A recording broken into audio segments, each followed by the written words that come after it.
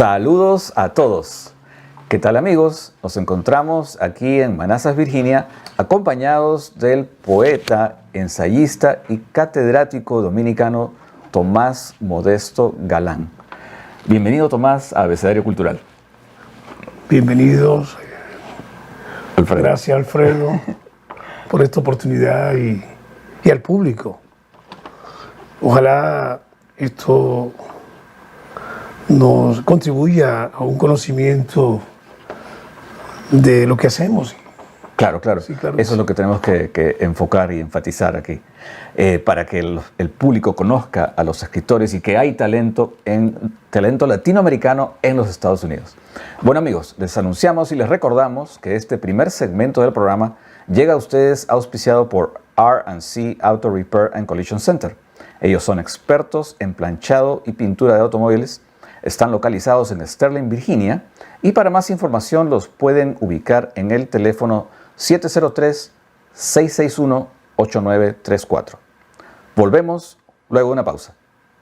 Hi everyone! R&C can take the hassle and stress out of dealing with insurance by being with you every step of the way. R&C will strive to get your vehicle back to new as quickly as possible. R&C is definitely the best option for an auto repair service that you may need. Whether you need engine repair, body shop repair, anything you need done, R&C is the #1 in the area. Come visit the experts at R&C Auto Repair and Collision Center at 45759 Elmwood Court, Suite 150, Sterling, Virginia. Or call directly at 703-661-8934.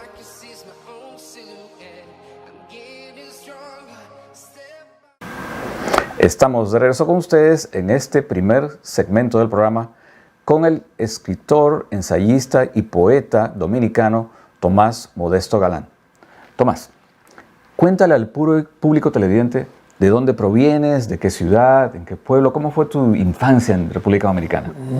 Sí, es una pregunta, es una biografía. Pero sí, soy dominicano, vine a los Estados Unidos en el 1986, oficialmente ya, digamos, con documentación ya, sí, para residir aquí. Entonces, bueno, si hablamos del allá y el aquí, sí, en República Dominicana me desempeñaba en los últimos, vamos a decir, antes del 86, en los últimos 10 años como profesor de varios niveles de la educación. Uno comienza haciendo pininos Claro. En la escuela pública y luego, pues claro, en la universidad. Y ya para 1979, ya yo era profesor de la Universidad Autónoma, vamos a decir adjunct profesor, porque aquí le llaman adjunct, profesor adjunto. Ahora, Sí. antes de eso, remontémonos un poco más atrás a tu infancia. ¿En qué ciudad de República Dominicana naciste? Bueno, yo soy de la capital, de Santo Santo Domingo, sí. Vengo de una familia de obrero y madre doméstica. Ambos se conocieron fuera de la capital, ¿no? Pero mi madre, que siempre tuvo a cargo la familia, fue el motor, ¿no? El corazón de nuestra familia, tuvo el instinto de ubicarse en espacios que luego fueron convenientes para mí. Y yo, donde quiera que yo esté, digo, Dios mío, mamá, qué bueno que llegaste a San Carlos cuando yo era un niño. Sí, cuando yo nací, ¿no? en esa zona. O a barrios como Villa Francisca, Villa Juana, pero sobre todo San Carlos. Porque ahí se movían cosas que tenían que ver con la cultura, tenían que ver con una pequeña burguesía ya intelectual. Quiere decir que muy temprano yo tuve esa dicha de que, si bien soñé con la idea de escribir un poema. Frente a mi casa pasaba un poeta y se me iban los ojos, porque yo veía algo grande en un poeta. Y lo seguía hasta que llegaba a la esquina, desde mi casa. O yo pasaba por una calle, en este caso la avenida Barahona, por ejemplo, la calle Barahona, a donde vivía un poeta que vive aquí ahora y que debe estar ya en plena decadencia desde el punto de vista, digamos, de la edad, de la etapa en que está viviendo ahora, que era Norberto James. Recuerdo que pasaba por su casa también, una casa humilde, y metía la cabeza para ver si lo veía. Nunca lo vi. Sabía quién era él, pero sí tenía esa ilusión. O veía pasar a un poeta que vivió en Chile muchos años, que era pianista, y que pasaba por esa avenida Barahona hacia el parque. Él escribió parte de su obra en Chile. Y era muy conocido, era una persona muy importante en el país. En fin, era un espacio donde el movimiento revolucionario político era clave también. Era una zona rebelde. Cuando esa parte de la capital fue invadida, los norteamericanos, los soldados norteamericanos, que creo que fueron 42.000 marines que llegaron al país, entendiendo que ellos venían a poner el orden, como siempre. Y en una época en que yo estaba yendo al colegio, hubo un momento en que esa madre que yo mencioné y que fue conserje de una escuela, me inscribió en esa transición de la guerra de abril, un poco antes, en el colegio Don Bosco. Cuando llegan los norteamericanos, yo tengo que cruzar para ir al colegio, cruzar las alambradas, hasta que un día pasó algo, hubo un incidente y ya no pude volver al colegio.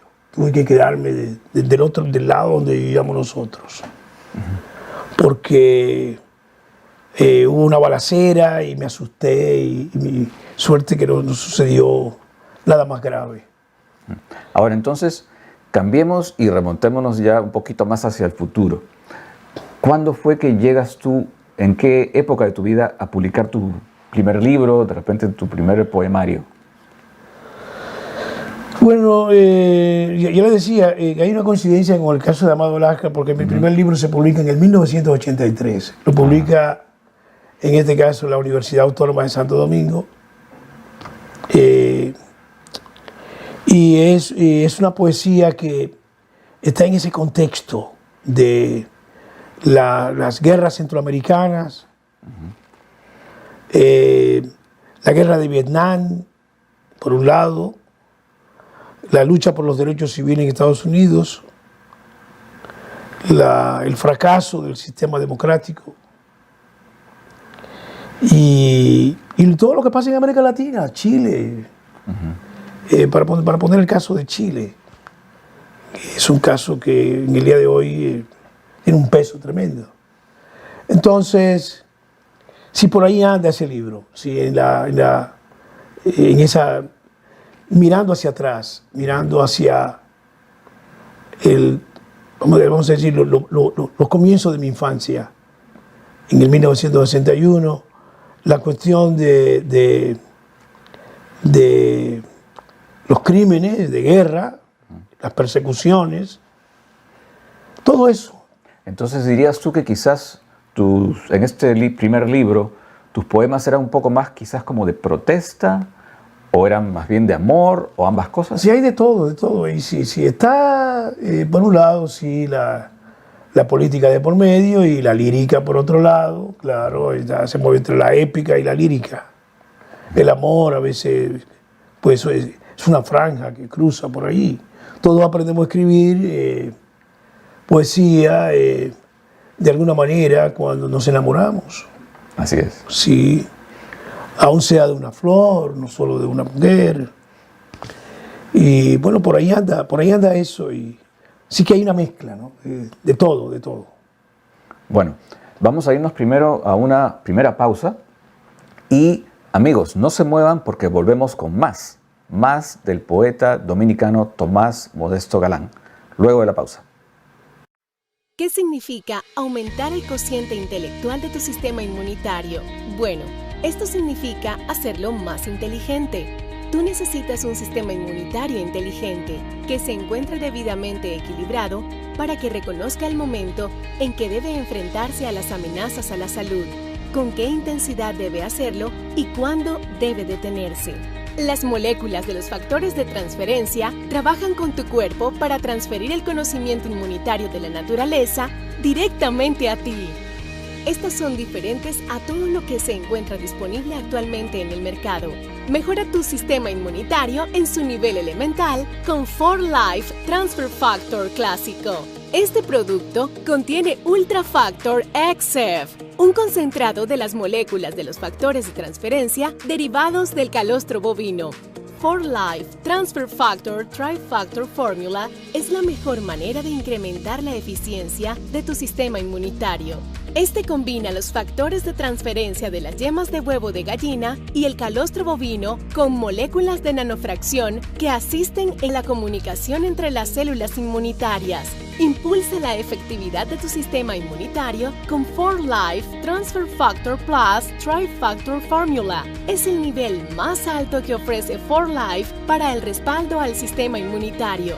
Incluye Trifactor Formula y Cordiband, una mezcla de ingredientes de alta potencia que fortalecen la función saludable propia del sistema inmunitario.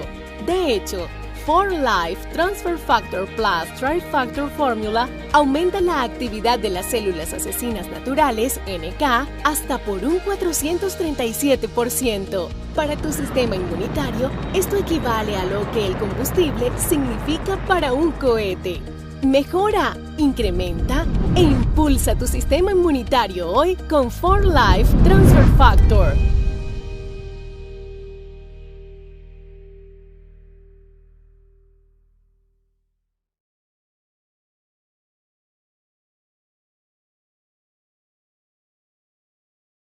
¿Desea comprar la casa de sus sueños? No busque más. Llame a Richard Acosta, el realtor de la comunidad. Hola, soy Richard Acosta, realtor, con muchos años de experiencia sirviendo a la comunidad latina de Washington, Maryland y Virginia. 5 estrellas en todos sus reviews de realtor.com te brindan el 100% de seguridad que estabas buscando. Llámame al 703-268-6156 y juntos haremos realidad el sueño de tu casa propia. Estamos de regreso con ustedes en este segundo segmento del programa con la entrevista al poeta y ensayista dominicano Tomás Modesto Galán. Pero amigos, no se olviden que este segundo segmento llega a ustedes auspiciado por Richard Acosta, el realtor Richard Acosta, quien es experto en compra, venta y refinanciación de casas y bienes raíces. Y lo pueden ubicar al teléfono 703-268-6156.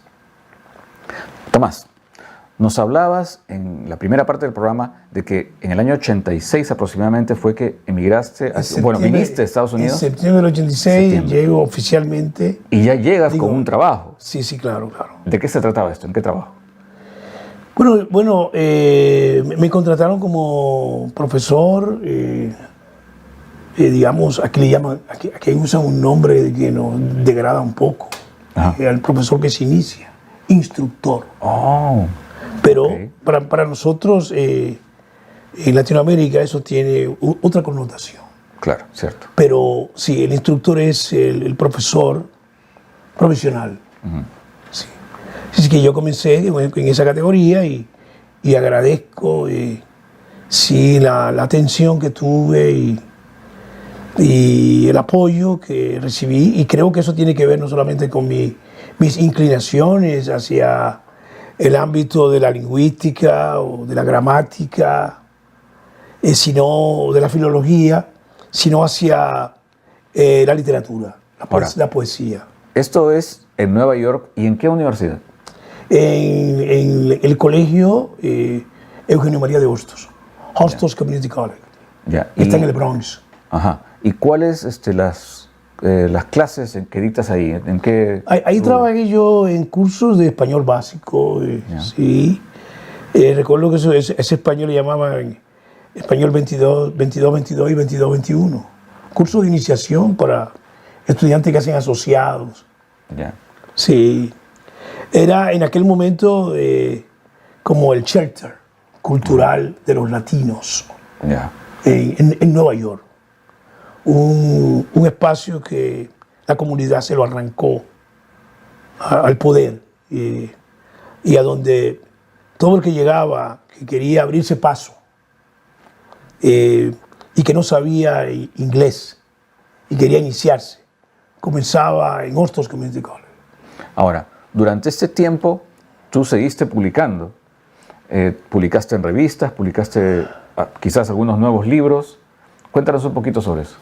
Recuérdense que el publicar es una tarea ardua y no es fácil.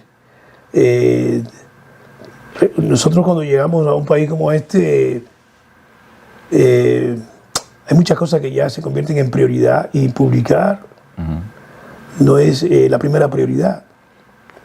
Es algo que viene sobre la marcha. Pero bueno, como escribir es como una enfermedad. En medio de aquella etapa donde nosotros podíamos trabajar en mercadeo y enseñar en la universidad o trabajar en otras cosas que no se relacionan con la universidad, pero que, por ejemplo, yo trabajé para USprint, cuando USprint comenzó aquí. Fui coordinador de USprint y fui también coordinador de Shaklee, de esas vitaminas que se vendían antes, porque había que aumentar los ingresos. Claro, claro. Pero me mantenía, al llegar a Hostos, yo encontré un nido de poetas, de escritores, de gente de la valía de Isaac Goldenberg, por ejemplo, para ponerte un caso, y de un movimiento cultural y literario que había en la ciudad y que en Hostos tenía como una especie de meca. Y a mí me sirvió bastante como para mantener esa ilusión, ese deseo de mantenerme. Entonces, llegó en el 86, pero en el 88 es cuando uno de esos libros que uno escribe secretamente es como si estuviera pecando al escribir. ¿Por qué? Escribir no es la prioridad. Escribir no es la prioridad y publicar menos. Entonces, escribo un texto que se llama Diario de Caverna. Sí, Diario de Caverna es un libro invisible que apenas yo y 2 o 3 supimos que salió. Sí. Sin embargo, ese libro tiene su gracia. Porque ventila poesía, ventila el efecto del consumo, cosa que para mí era una cosa chocante, y de repente comencé a sentir otra cosa, a ver lo que no había visto antes. El efecto degradante del consumo y la acumulación de las cosas. La acumulación. Nosotros durante mucho tiempo fuimos incluso acumuladores. Percibí eso cuando llegué. Por fortuna los años pasan y uno se cura un poco de esa atención a las cosas, a ese efecto de cosificación. Ahora, en New York yo he tenido la oportunidad de visitar y de participar incluso en algunos certámenes literarios ahí. Hay un gran movimiento especialmente dominicano en cuanto a poesía y literatura. ¿Tú estás también dentro de lo que es ese ambiente? ¿Conoces a las personas de ahí? Sí, claro. ¿Y has participado en estas ferias? Sí, claro que sí. Reconoce que cuando ya desde los 80, yo me tropecé con con un movimiento que ya existía, que tenía un impacto en Nueva York y que había una feria latinoamericana que dirigía Goldenberg en aquella época. Y había una revista que se llamaba Rácata, a donde los poetas más emblemáticos se daban cita. Y había algo, ¿no? Había amor. Sí, amor y deseo de hacer algo. En estas comunidades de nuevo arribo, como la dominicana, para poner un caso, o la colombiana o la centroamericana, también se van a dar gestiones de agrupamientos y de la creación de organizaciones que son organizaciones comunitarias, no específicamente literarias. Grupos que juegan dominó, otros que hacen deporte, otros que hacen tal cosa, pero que tienen siempre un espacio pequeño para un poema. Pero luego en los 90, de los 90 al 2000 en adelante, comienzan a crearse organizaciones ya más específicas, dirigidas ya al consumo y al desarrollo de una intención de desarrollo cultural y literario. Ahora, ¿cómo crees tú que ha sido la recepción del público lector hacia estos grupos creados? Bueno, simbólicamente, en lo simbólico, creo que muy bueno. En lo real, como te digo, las comunidades que emigraron en los primeros años no eran personas que estaban ligadas a la cultura. Quiere decir que siempre son grupos pequeños, donde uno se lee a sí mismo, lee al otro. Poco a poco fueron dándose otros gestos, fueron apareciendo publicaciones, pero no hay una comunidad de lectores. No la hay. Esas son cosas que están por desarrollarse, incluso en nuestros países, donde el Estado controla y invierte en cultura, pero donde todavía hay muchas cosas que están en vía de.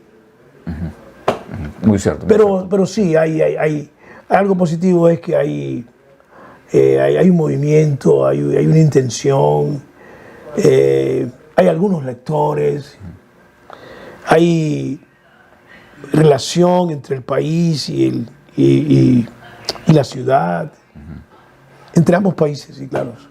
Ya.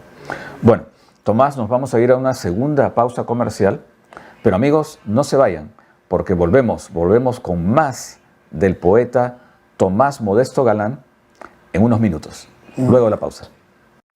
¿Qué significa aumentar el cociente intelectual de tu sistema inmunitario?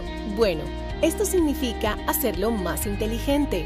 Tú necesitas un sistema inmunitario inteligente que se encuentre debidamente equilibrado para que reconozca el momento en que debe enfrentarse a las amenazas a la salud, con qué intensidad debe hacerlo y cuándo debe detenerse. Las moléculas de los factores de transferencia trabajan con tu cuerpo para transferir el conocimiento inmunitario de la naturaleza directamente a ti. Estas son diferentes a todo lo que se encuentra disponible actualmente en el mercado. Mejora tu sistema inmunitario en su nivel elemental con 4Life Transfer Factor clásico. Este producto contiene Ultra Factor XF, un concentrado de las moléculas de los factores de transferencia derivados del calostro bovino. 4Life Transfer Factor Trifactor Formula es la mejor manera de incrementar la eficiencia de tu sistema inmunitario. Este combina los factores de transferencia de las yemas de huevo de gallina y el calostro bovino con moléculas de nanofracción que asisten en la comunicación entre las células inmunitarias. Impulsa la efectividad de tu sistema inmunitario con 4Life Transfer Factor Plus Trifactor Formula. Es el nivel más alto que ofrece 4Life para el respaldo al sistema inmunitario. Incluye Trifactor Formula y Cordiband, una mezcla de ingredientes de alta potencia que fortalecen la función saludable propia del sistema inmunitario. De hecho, For Life Transfer Factor Plus Trifactor Formula aumenta la actividad de las células asesinas naturales, NK, hasta por un 437%. Para tu sistema inmunitario, esto equivale a lo que el combustible significa para un cohete. Mejora, incrementa e impulsa tu sistema inmunitario hoy con For Life Transfer Factor.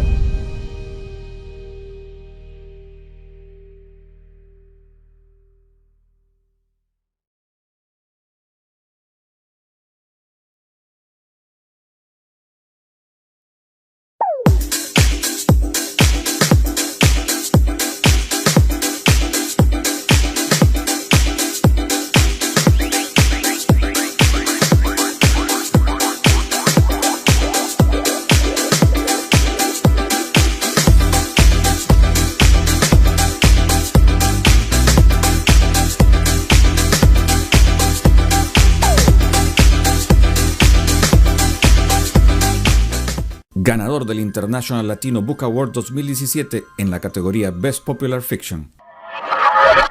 Martes de Infamia y otros días fatales de Alfredo del Arroyo Soriano. Ganador del Peruvian Award 2018 como escritor peruano revelación del año. Martes de Infamia y otros días fatales. Ganador del premio Gala Perú DC 2018 como mejor promotor de la cultura peruana. 17 relatos dramáticos impactantes que lo sorprenderán.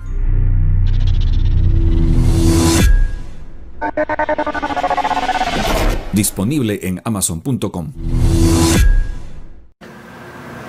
Estamos de regreso con ustedes, amigos, en este tercer segmento del programa con la entrevista al poeta dominicano Tomás Modesto Galán.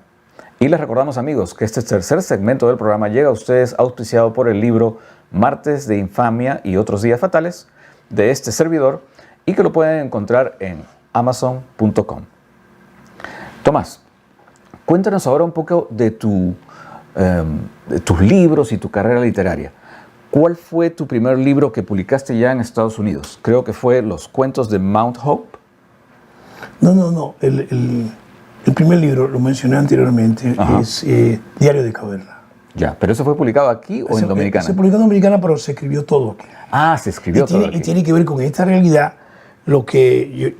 todo lo que yo viví antes del 86 hasta el 88.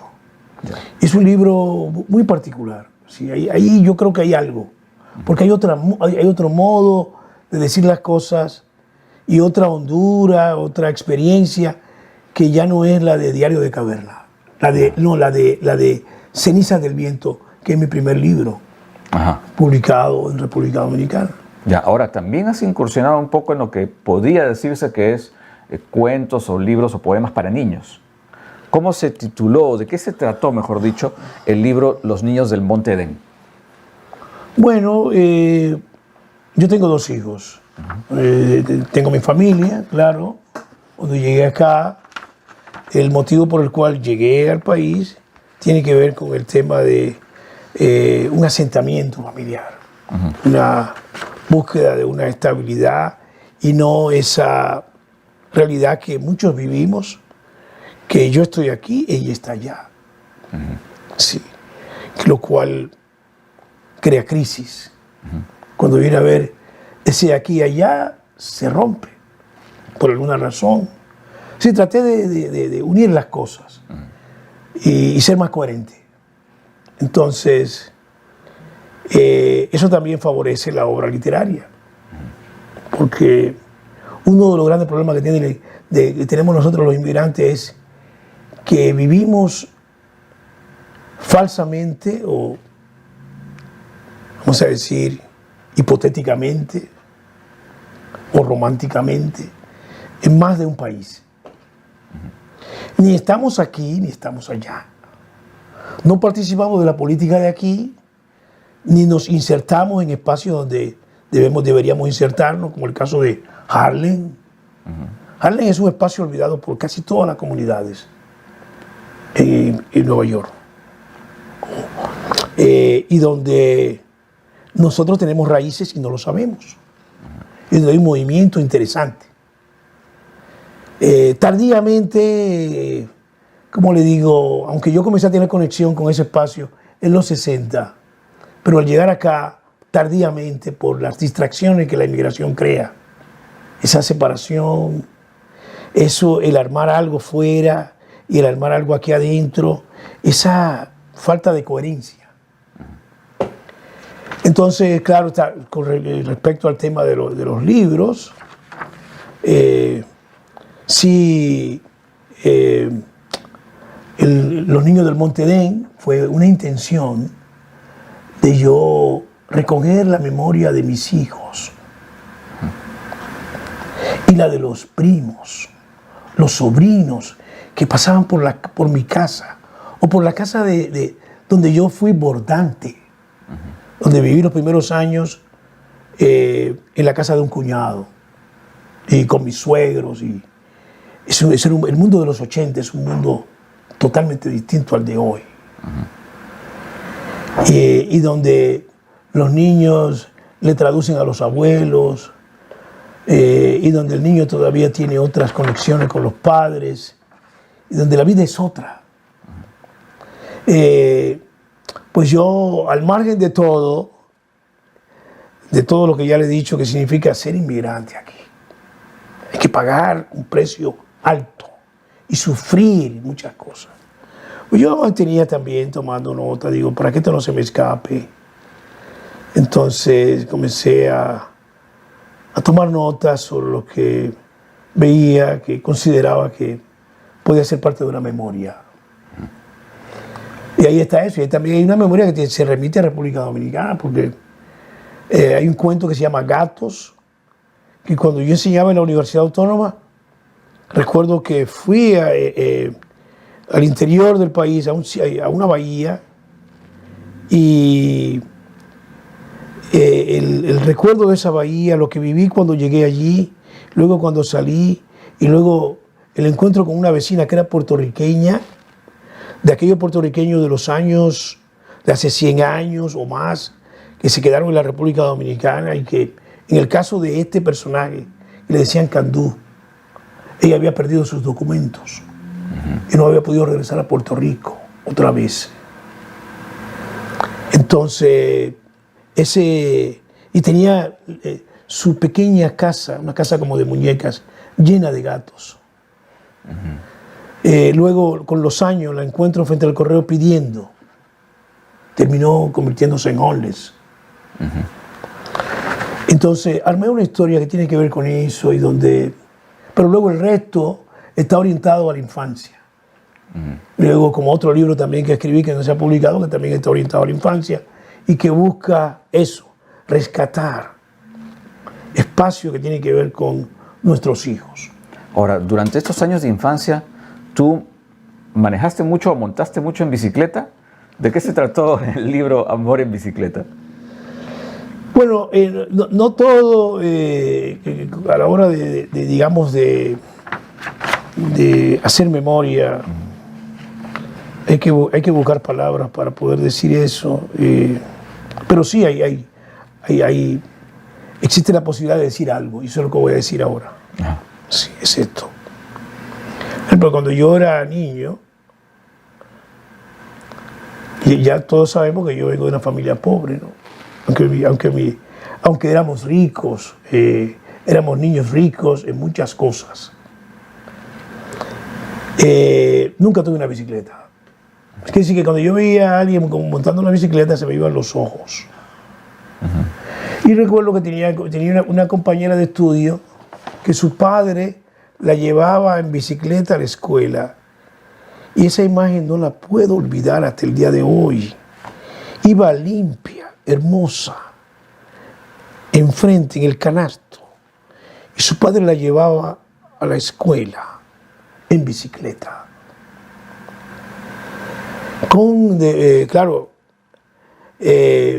los años en Estados Unidos, ya en el caso del Bronx, que es donde vivo todavía, yo voy a un sitio, a una bahía de esas pequeñas del Bronx, y cuando llego, uno de esos espacios donde yo iba con mis hijos.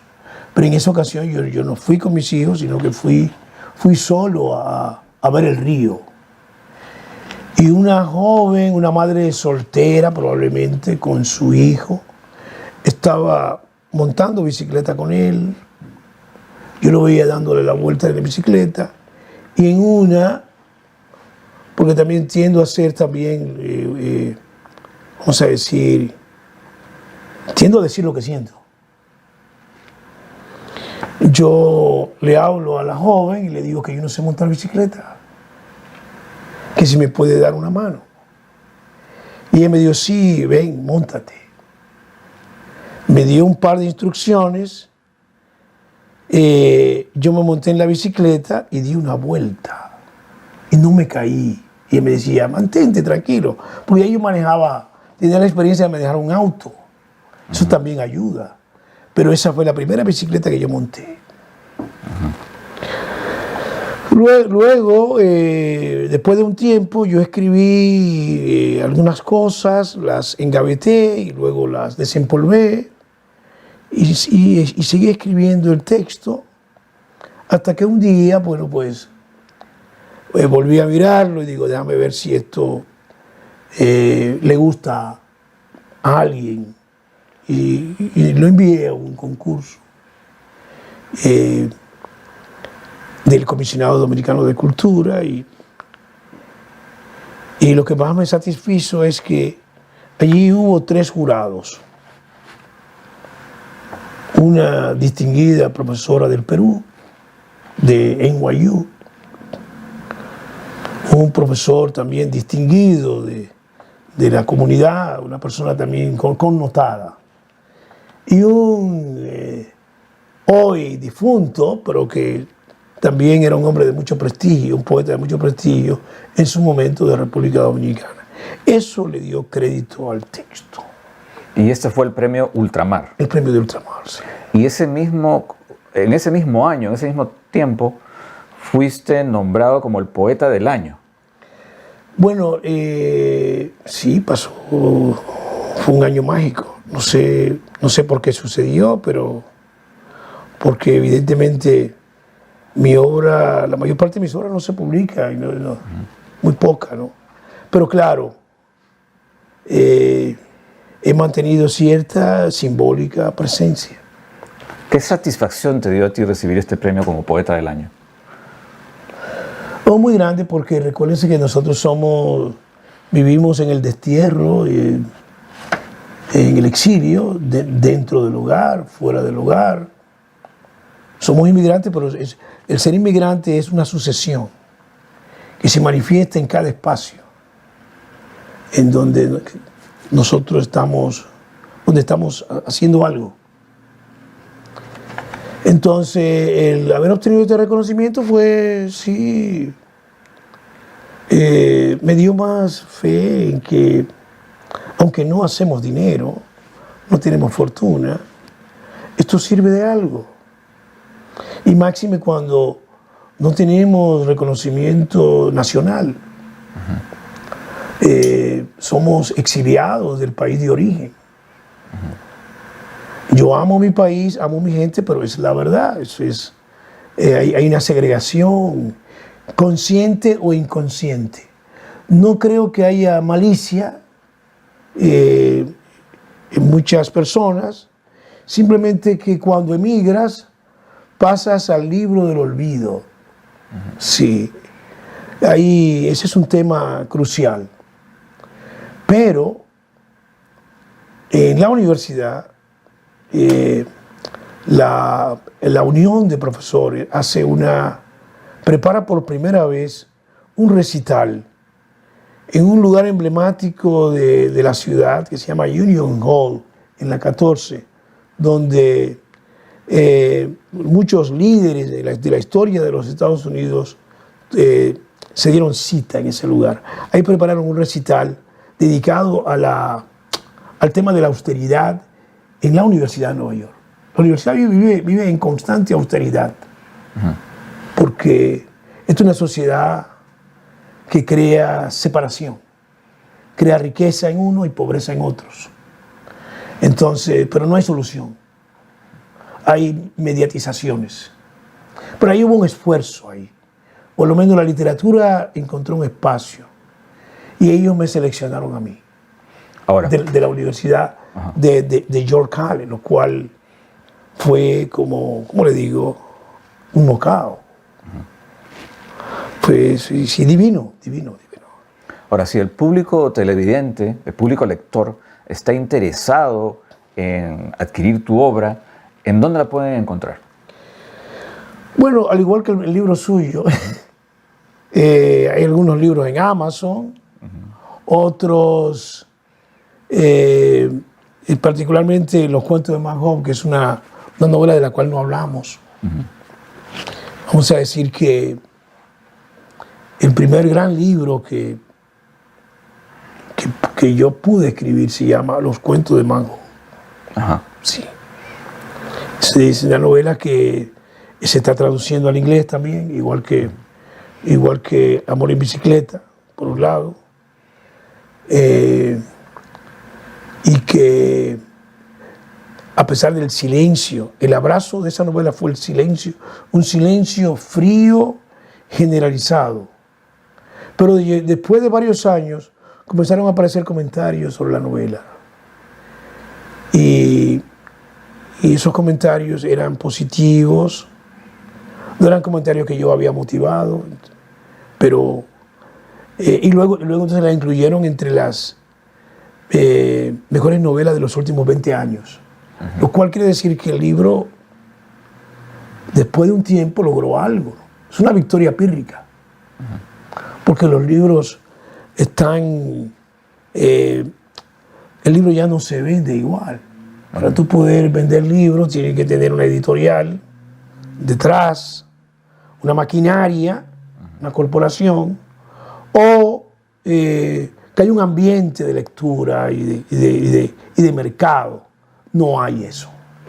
Bueno, Tomás, estamos ya finalizando la entrevista, así que te cedemos las cámaras para que le des un mensaje quizás al público lector que esté interesado en tus obras. Bueno, amigos, gracias por la paciencia, porque también gozo de enfocarme y desviarme, pero los quiero a todos. Ojalá que, bueno, sea a través de Amazon, sea yendo a Facebook, sea yendo a Google, ustedes puedan conectarse con algunas cosas. Por ahí vienen otras. Quisiera verlas en vida, porque ustedes saben que estamos aquí por un tiempo. Pero yo sueño con que sí, que antes de que me tire en tierra y alguien escriba, si yo no lo escribo, mi propio epitafio, me gustaría escribirlo. Sí, entonces poder hacer eso. Sí. Así que gracias. Bueno. Y a ti, muchas Alfredo. Gracias a ti, Tomás. Bueno, amigos, esto ha sido todo por hoy en este episodio de Abecedario Cultural. Así que nos despedimos como siempre con un saludos a todos.